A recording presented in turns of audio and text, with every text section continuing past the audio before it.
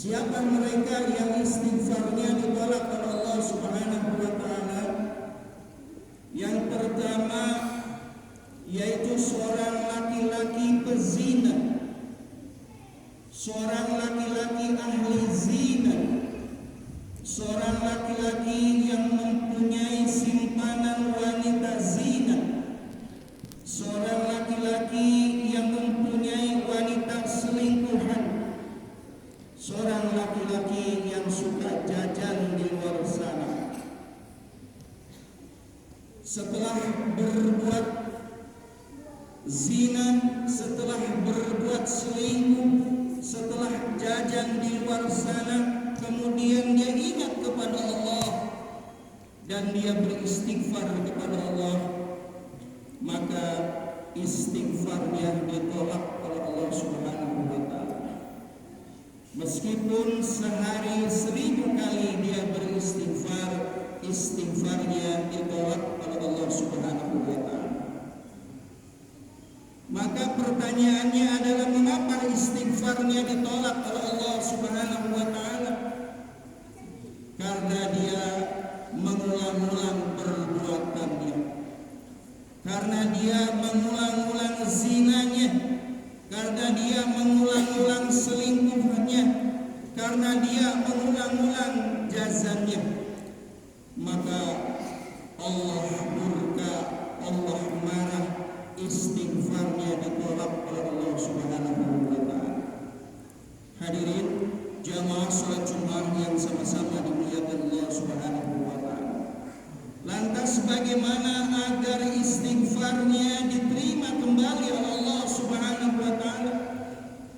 Maka jawabannya adalah segera tinggalkan wanita tersebut, segera jauhi wanita tersebut, kemudian bertobat kepada Allah dengan taubat yang sesungguhnya, maka insya Allah istighfarnya akan kembali diterima oleh Allah Subhanahu wa taala.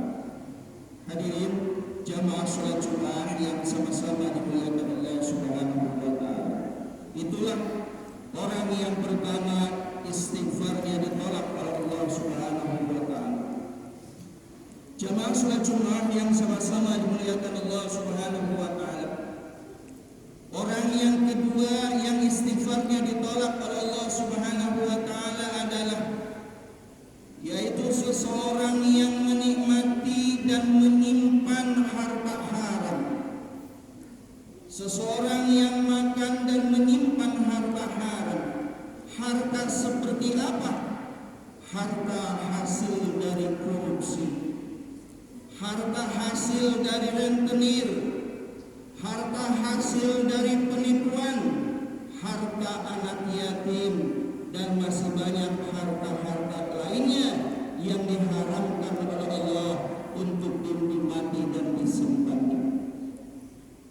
Setelah menikmati kemudian menyimpan harta tersebut, dia ingat kepada Allah, kemudian dia beristighfar kepada Allah, maka istighfarnya ditolak oleh Allah Subhanahu wa taala. Meski sehari 1000 kali dia beristighfar, istighfarnya tetap ditolak oleh Allah Subhanahu wa taala. Maka pertanyaannya adalah mengapa istighfarnya ditolak oleh Allah Subhanahu wa taala? Karena dia masih selalu menikmati dan menyimpan harta haram tersebut. Karena dia masih dikelilingi oleh harta haram tersebut, dia tidak mau menjauhkan harta haramnya tersebut dari dirinya, keluarganya, dan anak-anak keturunannya. Maka Allah marah, Allah murka, istighfar yang ditolak oleh Allah Subhanahu wa taala. Jamaah salat Jumat yang sama-sama dimuliakan Allah Subhanahu wa taala. Lantas bagaimana agar istighfarnya diterima oleh Allah Subhanahu wa taala?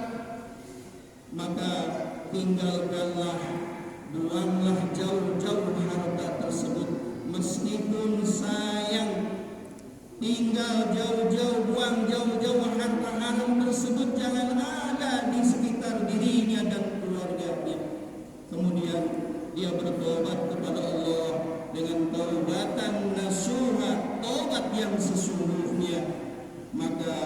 insyaallah istighfarnya kembali diterima oleh Allah Subhanahu wa taala. Hadirin jamaah salat Jumat yang sama-sama dimuliakan Allah Subhanahu wa taala. Ketiga orang yang istighfarnya ditolak oleh Allah Subhanahu wa taala yaitu seseorang wanita atau seorang laki-laki yang memakai pakaian yang diharamkan oleh Allah Subhanahu wa taala. Pakaian seperti apa yang diharamkan oleh Allah? Pertama, pakaian laki-laki yang menyerupai wanita, pakaian wanita yang menyerupai laki-laki, pakaian yang membar auratnya, pakaian wanita jahiliyah dan dahulu. Setelah dia memakai pakaian yang diharamkan oleh Allah, kemudian dia beristighfar kepada Allah Subhanahu wa taala, maka istighfarnya ditolak oleh Allah Subhanahu wa taala. Meskipun 100 kali istighfarnya tetap ditolak oleh Allah Subhanahu wa taala. Hadirin jamaah salat Jumat yang sama-sama dimuliakan Allah Subhanahu wa taala. Lantas bagaimana agar istighfarnya kembali diterima oleh Allah Subhanahu wa taala? Maka jauhilah pakaian yang diharamkan oleh Allah tersebut. Buanglah pakaian yang diharamkan oleh Allah tersebut meskipun mahal harganya. Buang jauh-jauh, tinggalkan pakaian tersebut dan jangan digunakan kembali. Kemudian bertobat kepada Allah Subhanahu wa taala dengan tobat yang sesungguhnya. Maka insyaallah istighfarnya akan kembali diterima oleh Allah Subhanahu wa taala. Hadirin jamaah salat Jumat yang sama-sama dimuliakan Allah Subhanahu wa taala.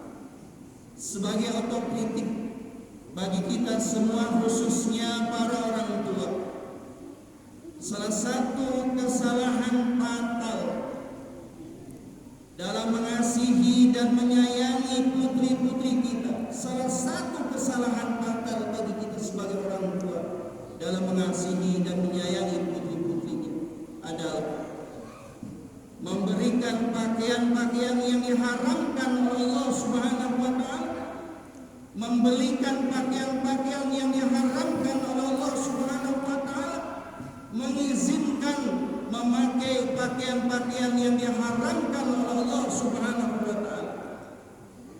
Tidak ada usaha untuk melarangnya, bahkan memujinya. Anakku cantik, cucuku cantik dengan memakai pakaian yang haram tersebut. Maka orang tua seperti ini kelak di akhirat akan menerima tanggung jawabnya dari Allah Subhanahu wa taala. Hadirin jamaah salat Jumat yang sama-sama dimuliakan Allah Subhanahu wa taala. Ketahuilah bersama oleh kita bahwa salah satu tanda-tanda akhir zaman adalah apabila 3 hal dipraktikkan oleh manusia. Yang pertama, merajalelanya korupsi. Yang kedua, merajalelanya perzinahan. Dan yang ketiga, banyak wanita-wanita berpakaian namun sesungguhnya dia adalah terancam dosa. Jamaah salat Jumat yang sama-sama dimuliakan Allah Subhanahu wa